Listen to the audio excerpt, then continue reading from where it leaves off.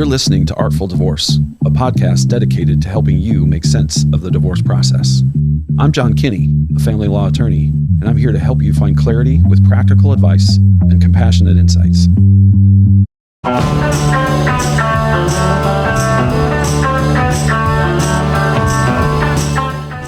Hi, this is John Kinney. We're here again with Artful Divorce, and Kary Wurth, a former client and a friend, is here to talk to us this morning, and we're going to talk again about the beginning of the divorce process and maybe some more of the emotional issues and the fear and anxiety issues that are presented to somebody who is faced with a potential divorce. Good morning, Kary. Hi, good morning. How are you? I'm very good. Good to see you. You too. Congratulations on the podcast. Oh. Excited for you. Yeah, This is a really great tool, I think, for a lot of people. Yes. By the way, Kary is sort of in the business, so to speak. What is it that exactly you would call your work and your job? One of many jobs. So I work in television. I do a segment with CBS, and it's called Omaha Extra. We interview business owners. We kind of go around Omaha, see what's going on, check things out. That's just one of the many things I do. Like I mentioned, I work a lot in social media and marketing with a couple firms here around Omaha. So I'm a busy lady. Well, thank you for your support this morning. Yeah, you bet.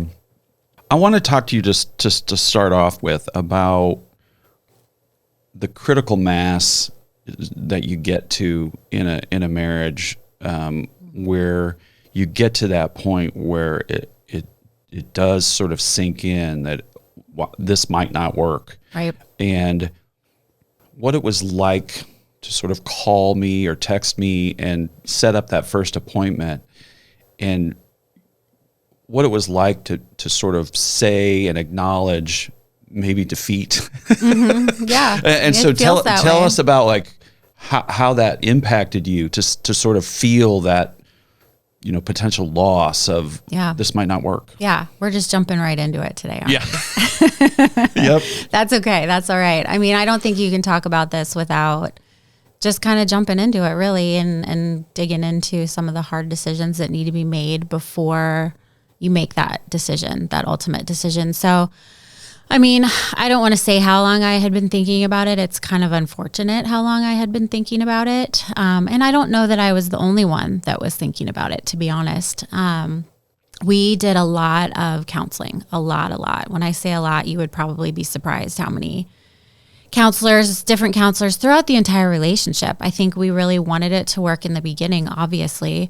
To be honest, I mean, I was more in love than I had ever been. I never imagined that we would get divorced ever. And so, it built up over a long time. And I think that there was one or two really pivotal moments for me that took place. I mean, one of the counselors I talked to, I actually asked her, like, how do I know when the right time is to leave?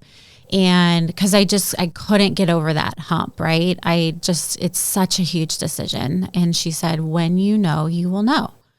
And of course I was like, well, that doesn't answer my question. I was going to say, that's some pretty vague advice there. Yeah, right? That's great counseling, right? But it was true. When it finally happened, it was true. There was one instance where it involved more counseling, and I had felt like we had been through so much. And then there was another instance that just kind of perpetuated some stuff that had been going on in the relationship. And so that snapped in me, that moment of knowing when I knew, that at that point, it clicked. And I was like, I cannot do this anymore.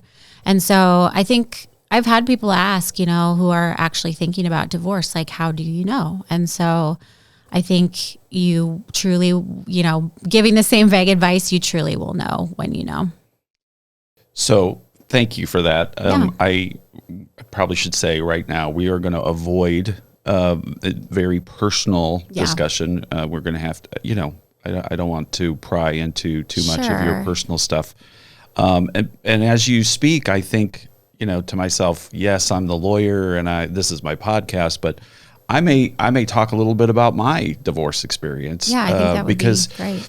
Because I haven't really discussed that at all, but there's no hiding the fact that I've been married and divorced twice. So I'm a kind of a personal expert as well. Sure. Yeah. I don't know if that's a badge of honor.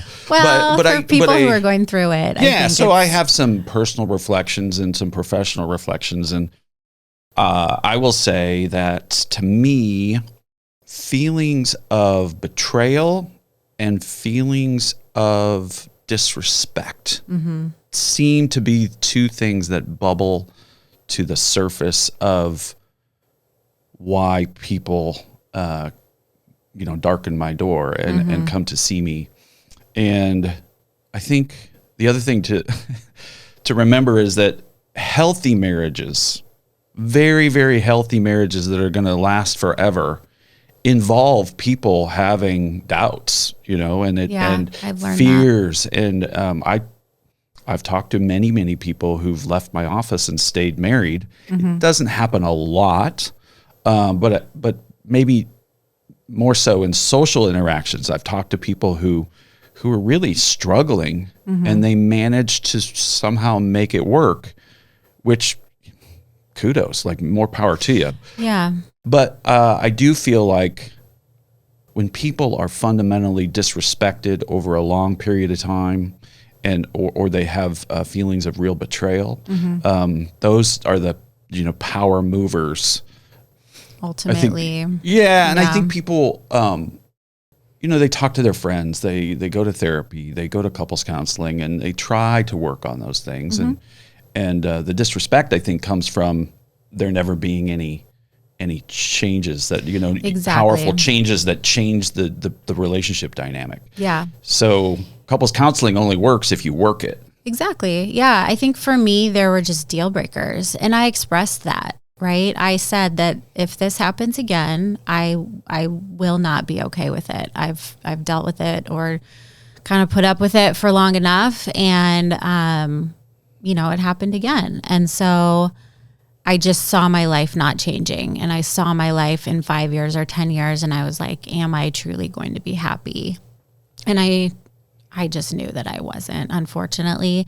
But yeah, I think disrespect is huge. And listen, he would probably say similar things about me, that I wasn't very nice or that there was disrespect there.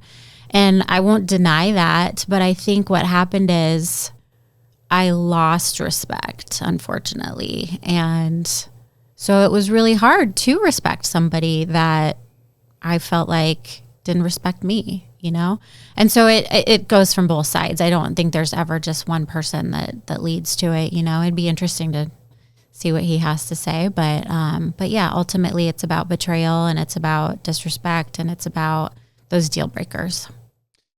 Yeah, I feel like there are times in a relationship that are like 3 or 5 second moments that almost like your body feels almost a physical change. Like, oh, wow, that was powerful. Like, we're not coming back from that. That was super powerful. And then just tiny little moments. And so it's not necessarily, there's buildup and there's many conversations, and you can have a lot of conversations over the years, but sometimes there's just like I said, critical mass, some moment where you thought to yourself, that was a chance for us to reclaim something, and it was squandered. And that's the way life works. I mean, I think the most powerful things that happen to us in life happen in very short bursts that we're not prepared for.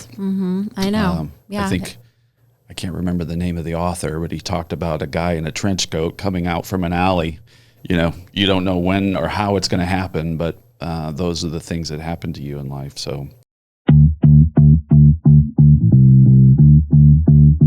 I want to switch gears a little bit and talk about just the emotions of going to see a lawyer, and how family and friends start to impact what your conversations are like. So if you start to talk to family and friends like, I'm going to go see a lawyer. Well, that sends a message, right, to them like, whoa. This is serious. And sometimes it's people who, to the outside world, have fabulous marriages. Like everything looks so great. Mm-hmm. Their Facebook looks amazing. Oh, and yeah, right? Beautiful, perfect family. Right. And then all of a sudden, friends and family, like, you're going to go see a divorce lawyer? Like, so what were the emotions like, and what were the conversations like with people? And not to get, too, I don't want you to reveal too much, but sure. Like those conversations, those first conversations, what was that like? It was scary. One of the first conversations I had was with my dad, and I was terrified. And I think, I avoided certain people too, who I just was like, I felt like I was maybe letting them down. And I was surprised by when I actually did tell people that they had already seen it coming.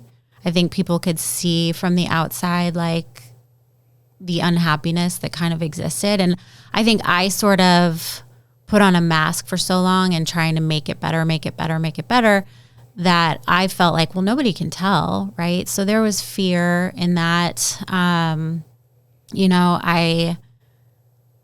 reached out to certain friends that were close to me and knew that they would be supportive to me.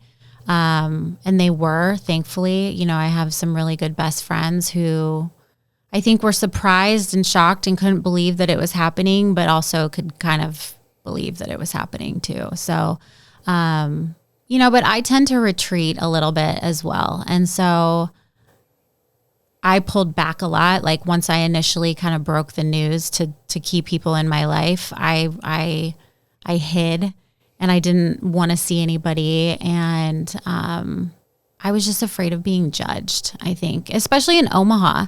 I mean, I know you're talking to a national audience, but in a smaller town where more people know you, it's less likely to get divorced.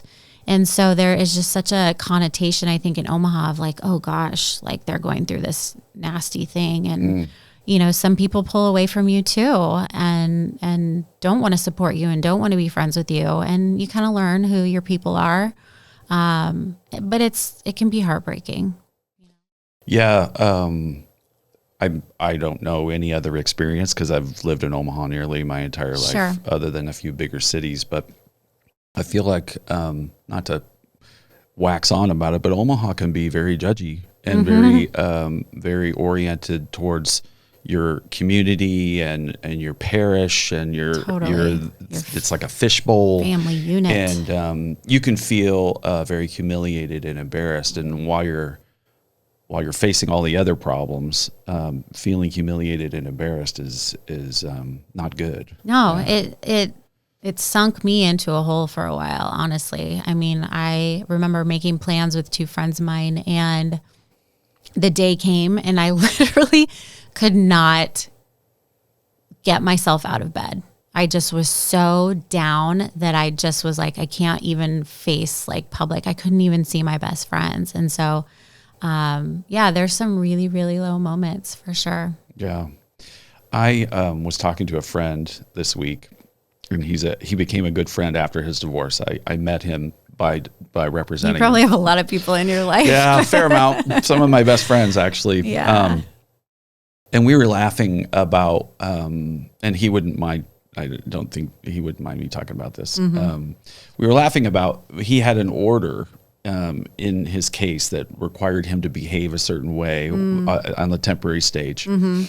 And his ex hired a private investigator to follow him and track him and determine whether he was behaving himself and following the order. Yeah. And we were laughing about how they had this circle of friends at the beginning, not in the beginning, but during their relationship, they had couple friends, right? Mm-hmm. And when we subpoenaed the private investigator, we had, I don't know, a 5 or 7 inch stack of surveillance notes and details and data with phone numbers and all sorts of stuff. And so we were laughing about the fact that he went through all the data, and he could literally see who was his friend and who wasn't. Really? Because of the phone numbers of the people that the private investigator was calling, and who was So they were trying to locate him a lot. Okay. And so these people would call in and say, oh, he's at this bar, or he's here, or he's there. Wow. And he could see, the couple friends, one part of the couple was kind of like helping the surveillance team. Yeah. And he just was laughing about how, you could laugh at it now, it's been a long time, but he was just laughing about how you really found out who your friends were. Oh, 100%. Right? Yeah. When that sort of thing happened. So that's all part of the, that has to be really hard. Well, that's scary, I think, when you're even deciding if you want to go forward with it, right? I mean, that you probably will lose some friends. If were they originally your friend? Were they originally your spouse's friend? Who are they going to side with? It's just, it's a weird thing to think about. And so it makes you probably delay the decision even longer, right? But you had asked earlier, how did I end up reaching out to you? I actually had another friend who had used you and went through a divorce. And, he was somebody that just knew what I was going through. And I knew, I leaned on other people who had been through divorce as well. And he had me, reach out to you and had a positive experience with you. And so I think, like you mentioned, once you make that decision, it's almost no coming back from. But I always tell clients, once the door closes behind you and you walk into the conference room with me, that almost is like a message to the world, like a quiet message in the universe, like this is going to happen. Yeah. I sometimes think, this is very dramatic to say, but I think sometimes getting ready and going and seeing a divorce lawyer and then contemplating divorce and then it happening is like a grenade going off in your life. In slow motion. And right. And what that means is like you get into patterns and you get into a routine in life and it's comfortable and you literally are just blowing all that up because your friends change and people align with you and people don't align with you. And you kind of, you reroute a lot of those patterns and that's very chaotic. Yeah. What was that like for you to sort of have that grenade go off and all of these patterns that had been established? And sometimes it's housing and the way you get to work and a new car and, all the different things that can happen to you. In my case, I was so upset by the situation that I felt I could not be in our home anymore. And so I started looking for a place pretty quickly. Looking back, I think that I probably would have done that differently.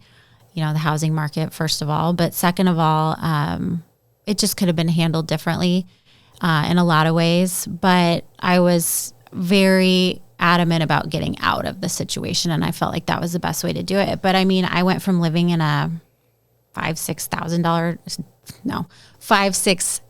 square foot house to living in a 3-bedroom apartment. And it was really far away from where I was used to living. I kind of lived in this bubble of where I didn't leave. And then all of a sudden I was out in this other part of town that I wasn't used to being in, and the routes and the, just little dumb stuff like that was different.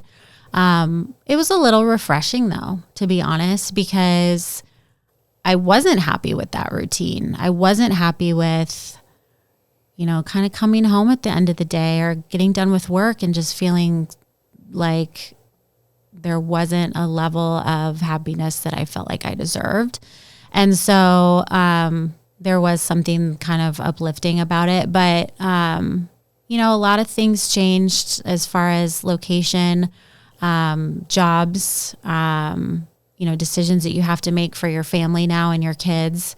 Those were difficult, but, I got through it eventually. Yeah. It's been 3.5 years since we initially separated.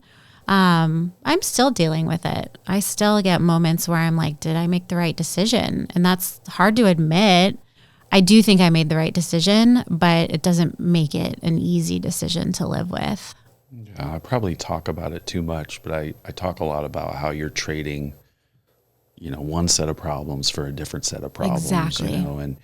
And the thing that I sort of stumble on when you look back on it, is peace. The word peace, it's underrated, especially as you sort of crave it as your children get older and your career moves along, and you just want peace in your life, contentment, yeah. And I don't know what that can mean. A lot of different things to different people, but I do think that the people I talk to 2 or 3 years after their divorce is over do talk about a level of contentment and some peace. Their bills might be higher, and and the way and the way they have to manage their finance. Like I said, those other problems are present, and they but people talk a lot about being more at peace and having some more control over their lives. Yeah, the things that you were unhappy with kind of melt away or go away to some degree, and it does bring on a new set of issues. I had somebody tell me, marriage is hard, divorce is hard, choose your hard. And that really resonated with me.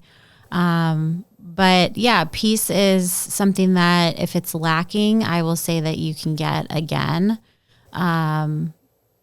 But yeah, it's brought on some additional hardships that I didn't anticipate. But you make do, and I have found contentment. I think that in my situation, there was a certain level of drama and something always sort of going on that we had to deal with. And I don't have that anymore. I have a very stable, no drama, no uproars, just, and it has a lot to do with my current relationship, and seeing how it could be so different. That has brought a level of peace. And that was something I worked really hard on to ultimately choose, to not get myself into a similar type of situation. And maybe that could have happened with the past relationship, but I couldn't see it. And I don't know that I would have seen it ever if we would have stayed together, because we were just so used to the status quo of what our relationship was. I want to hearken us back to those moments when you're deciding to get divorced and you're talking to friends, and maybe you've just recently filed.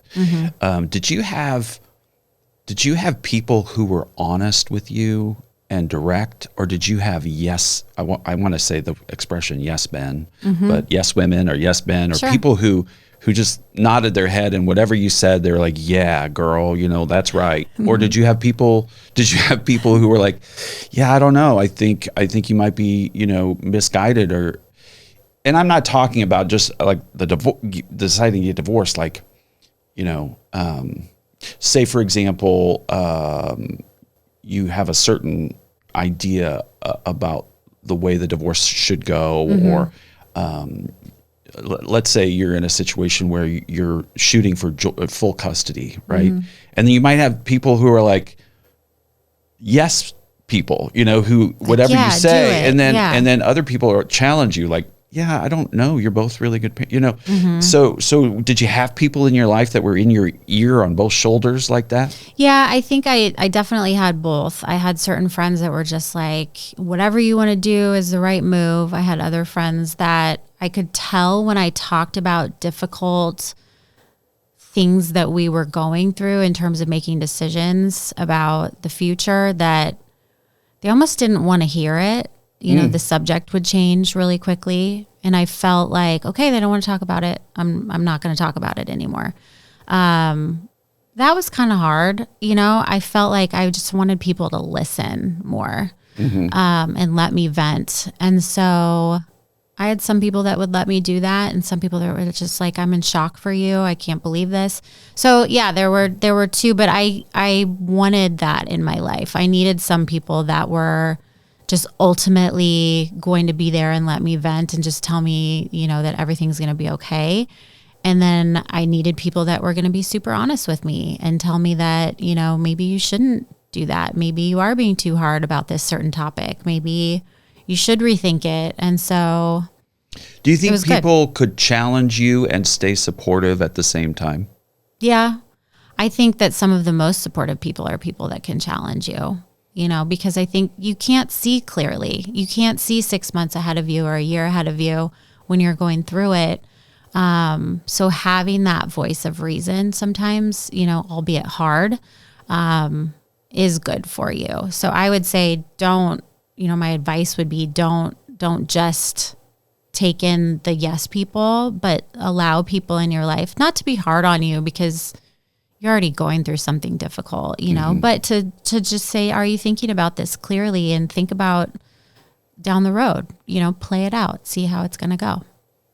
So I think there's probably a group of people that are super supportive, and you can go and socialize with them and get together with them, and they know you really well, and sometimes they can be supportive, but maybe not always give the greatest advice, or maybe they, and I guess what I'm getting at is, did you think it was important to find a neutral?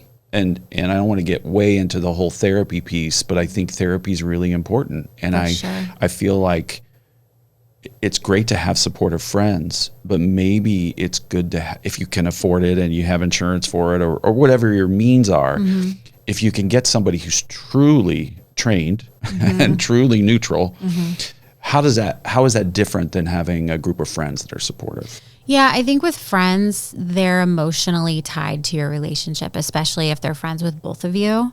So it was really important for me to go to therapy. I did it regularly. And I think the biggest thing I took away from it was that I don't have to react to everything. I don't have to put my defenses up every single time something happened or every single time something didn't happen that I wanted to. Yeah, I would highly, highly recommend it to whatever degree, even if it's once a month or once every 2 months, just to get everything off your chest and have somebody say, yeah, that sucks, but have you thought about A, B, C, or D? Have you thought about not reacting, just saying, okay, if a mean text comes through, or if a decision gets made that you don't agree with, just let it roll and kind of absorb it over time. So that was really helpful for me. Yeah. At the end of my most recent marriage, I went through a lot of therapy, and what I found is that there were traumas that had occurred in my life, a lot of trauma over a long period of time, and the darkness, the place I got to, put me back in touch with all of those things, and then therapy actually really didn't focus on the end of the marriage. It focused on all those other things. I actually got forced into healing and to dealing with a lot of very difficult things. And so I sort of look at it like I needed to deal with all those things, and I had pushed them, to the periphery. And so I kind of in a way, and was thankful. Yeah. Because I just became so much more at peace and so happy. Yeah. And you think, well, yeah, How you is just that lost happening? your second marriage. How can you? But it drove me to such a bad place, right, that I finally got with the right therapist, with the right time, and then didn't really deal with the relationship issues at all. But just started dealing with all the trauma and the things that made me, for example, abandonment issues will mess up a relationship. And so you got to deal with all that stuff before you even talk about a relationship. And you probably found, I don't want to put words in your mouth, but I know for me, we probably found a way of dealing with the marriage ending because we dealt with some of that past stuff that had happened. I really dug in and went back to past relationships, to relationships with very significant people in my life growing up. And I figured out why I had been choosing the kinds of relationships that I had been choosing, and why I had been in a lot of pain over the last 15 years. And dealing with that helped me figure out why things didn't go the way that they could have gone. And so I take that responsibility of not figuring that out sooner. You know, it could have impacted the marriage, but I didn't know. I had blinders on completely. Like you said, you just push it down and it's kind of like over here and you're like, I don't need to deal with it. I'm fine. Everything's fine. Yeah. But it's not. Yeah. So I lost my dad in a plane crash when I was 10. Wow. And, you know, I've worked on that, but I was kind of an angry dude for a long time. Yeah. And then I had another tragedy in 2017, the death of my son through suicide. Ugh. Also kind of like triggering anger, going back to a lot of loss and a lot of feelings of betrayal and abandonment. Yeah. That because you internalize a lot of that stuff. Mm-hmm. Again, I'm being very personal, but when you go to another place where there's loss and another place where you feel like you're losing something again, for me, it got me to deal with the anger. It got me back to a really raw place that ultimately just got me so much more ready to work on those things, right? Mm-hmm. And so, you know, I look back on it and think, thank God, thank God I got to a place where all the loss finally got to a point where I needed to face it head on. Yeah. And so, I mean, I'm not saying that, getting divorced is a path to lifetime healing, sure. But you do have to face some of the really personal things that have shaped you and, sort of made life difficult. Yeah. You have a choice ultimately. And I got here a million times where I was like, well, I can just give up and say, screw it, my life, just let my life tank and be miserable and be hateful and be angry and hate everything and everyone, or I can choose to make the best out of this situation. I know that was probably really difficult for you to share, but I think, for anybody that's watching, like I'm fighting tears right now, just talking about it because it brings up so many emotions. But I want people to know that like even 3.5 years, like you don't have to be strong all the time. You can be vulnerable and and it's still there. Like it's never easy. But I want people to know, like, no matter how much they're struggling, that you do get to a point where you can deal with it a little bit more and a little bit easier. I think we bury a lot of stuff and getting to, and we live life sort of on the surface a lot, 5 to 10 feet deep. And when you get to a place where you put the brakes on and you say, whoa, I'm not happy. I've got some real issues here and I need to, again, grenade going off in your lap. I'm going to really, really change my life. Well, that is a moment for transformation. And again, we're putting lipstick on a pig. Maybe I get it. Like we're trying to make divorce. It sounds like we're trying to say that divorce is this healing. It's not, but it can get you to a transformation, and that transformation can be, it can really be healing and beautiful, and not to blow sunshine at it, but I feel like. You do trade some problems for others, but if you're truly unhappy, the transformation can be pretty fulfilling. It can be if you let it be, right? Yeah. You have to be the one to make that decision, but it's a journey, and I would say like some people are afraid at certain ages even to get divorced. 50s, 60s, maybe even 70s. Yeah. And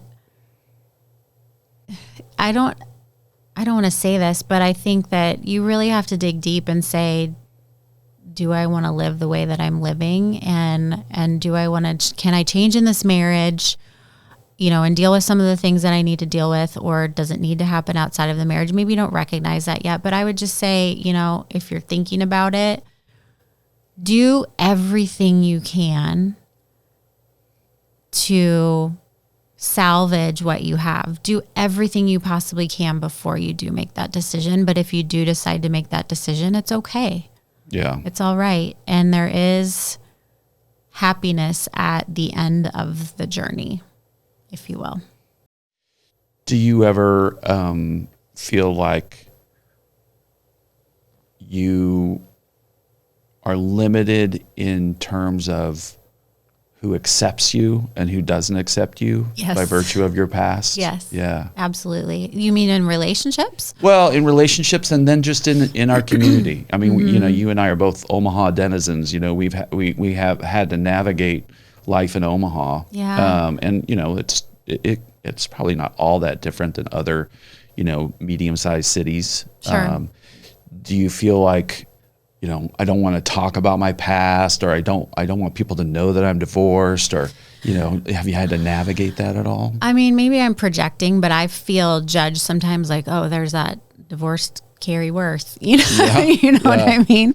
And I don't know if people feel that way. I'm sure there probably are, and people that judge me and think like, oh, she's had a series of bad relationships, and, just she can't get her stuff together, that kind of thing. But I feel like I have my stuff more together than I ever have. But yeah, I definitely feel judged. But those are the people that are not in my life on a consistent basis. And I'm pretty open too. When I go places like, I think people know I'm not wearing a wedding ring, and they're like, oh, she's divorced. And so I just kind of come out with it like, my ex-husband this, or, I'll tell stories or whatever, or I'll say, talk about my kids or anything like that. I'm a single mom, and so that comes up, and I'm pretty open about it. But I've also felt myself get more restrained in terms of what I will talk about and won't talk about. I used to be more of an open book about what I would share with people. And now I feel like it's none of your business. It's my life, and I can share what I want, and I'll share with people that ask and that are genuinely interested, or maybe who are going through similar situations. But I'm more guarded than I used to be, for sure. Yeah, I pulled back from social media. I deleted my Facebook. I'm off of Instagram. I have a Twitter account. That's about it. And I don't share my personal life because privacy is gorgeous. I mean, I really want to protect my life and who I am, and I don't really feel the need for people to know about, that gorgeous cocktail in front of me, or, the vacation I'm on, or anything like that. Not that there's anything wrong with that. If you want to tell your friends where you're at and what you're doing, but I just feel like guarding your privacy and retracting a little bit can be really helpful. And, when you were talking, I was thinking about, this is maybe a little cheesy, but, in Asian culture, if there's broken china, they take it and they make it stronger by putting it back together with gold. And there are ceramics that are put out that have been broken, and they have they have this, I can't even remember the name of what they call it, but sort of like that notion that we're stronger in our broken places because of what we've experienced in life. And again, it sounds a little cheesy, but I really want to hang out with the broken people. They get it, right? They get it. I want to hang out with the people who've had trauma, setback, and are resilient. Those are my people. Yeah, right? I find I attract people like that because those are people I feel like I can have real conversations with that have been through some difficult stuff and who can relate to me and I can relate to them. And you build something in yourself and with them, and you can build better relationships. I think it's empowering to step back and not feel like you need to be everywhere all at once. I definitely was guilty of that. I lived in a bubble, like I mentioned, where it's like, who do you know? Where are you going? What are you doing? Who's inviting you? Who's not inviting you? It was exhausting. And so stepping back from that, I feel so much more confident in the fact that I'm like, I just want people in my life who are here because they want to be, and because I want them to be. And that's made me a lot happier. And I want those people in my life too. Come, all the people with with your broken whatever, I will embrace you. So the fear of missing out, right? Like, Sure.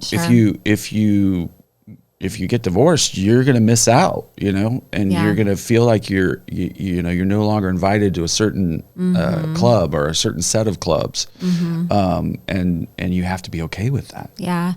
There's moments when, I have friends who are still friends with my ex, and I hear about things that they're doing, and it hurts a little bit because I sort of feel like, who are you supporting? But at the end of the day, like, who am I to tell somebody who to be friends with? You know what I mean?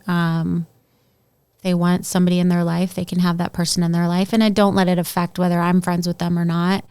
But that's something to kind of look out for, I guess, or anticipate that might be the case if you have a lot of shared friends.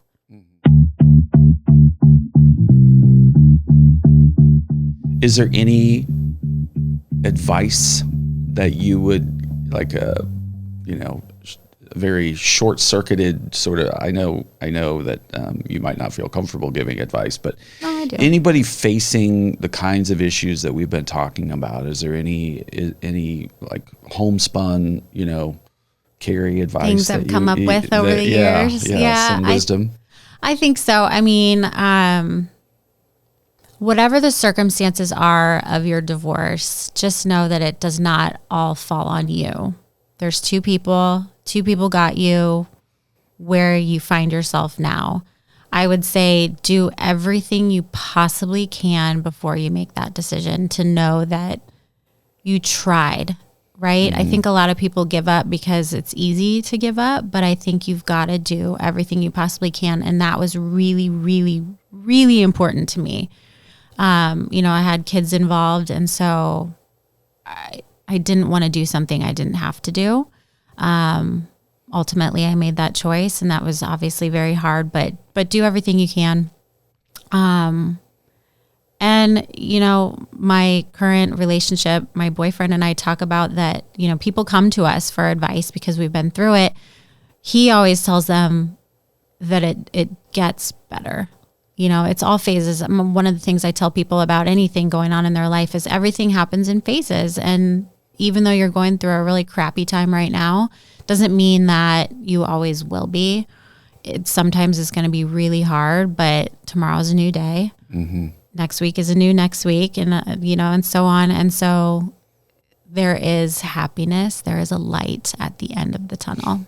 To wrap it up in a very cheesy way. Yeah, no, I as a lawyer, and I listen to people, and they come in and they give me a parade of horribles. Like they tell me all, like, and sometimes, at this point I don't get shocked very much, but somebody might come in and tell me, some scary stuff, like maybe domestic violence or, like manipulation, and things that have happened to them that are humiliating for them and embarrassing. And I hear all, and I kind of, I soak it all in.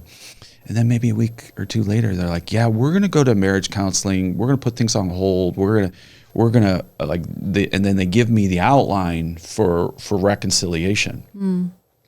And I think to myself, oh goodness, 2 weeks ago, I was scared for you, or I was worried, or this.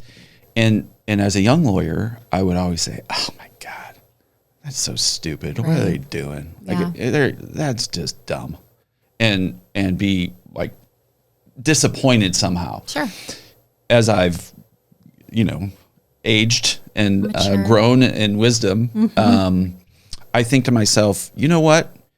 You go and give it everything you've got. Yeah. Because if you give it everything you've got, and then you know that you did everything. You just did everything you could. Yeah. Now, there are limits to that because you don't put yourself at risk, or you don't want to, there are bad decisions you can make to put it, kind of bluntly and vaguely, but there are limits to how far you should go. But when I talk to clients, I'm like, yeah, I understand it. You have to be able to live with getting divorced. Right. And if 2 or 5 years down the line, you look back and think, yeah, we had this moment there where we could have maybe gone this direction and I just ignored it.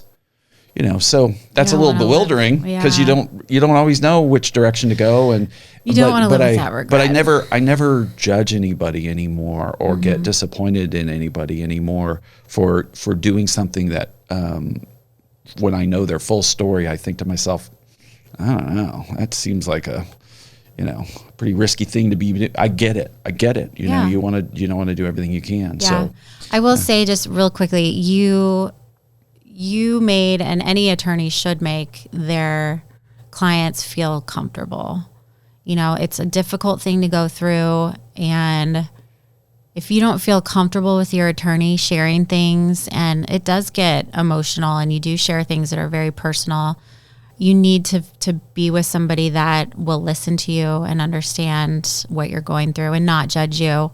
I interviewed a couple attorneys, and ultimately I chose you because, and this is not a plug for John Kinney, but I mean, just saying overall, I chose you because I felt comfortable sitting in a conference room with you and talking through the details. And I felt like you were going to give me great advice because of all the experience that you had, in the past. And so definitely interview attorneys and see who makes you feel the most comfortable. We've talked about that a little bit with the divorce coach that was a part of a few other podcasts, and sort of how to find a lawyer a little bit, but it's always a crapshoot kind of. So can be. You never know. Well, thank you. You bet. For giving us your time this morning. I really, really appreciate it. And thanks for sharing your background and some of the things that you've been through. And I think that's a wrap. That's a wrap. Wasn't as painful as I thought it would be. Good. I'm happy about that. Good. Great. All right. Okay. Thanks, John. Thanks for joining us on Artful Divorce. If today's episode was helpful, you can find more information at www.artfuldivorce.com. The information provided in this podcast is for general informational purposes only and is not intended to be legal advice. For personalized legal advice tailored to your situation, consult a qualified attorney licensed in your area.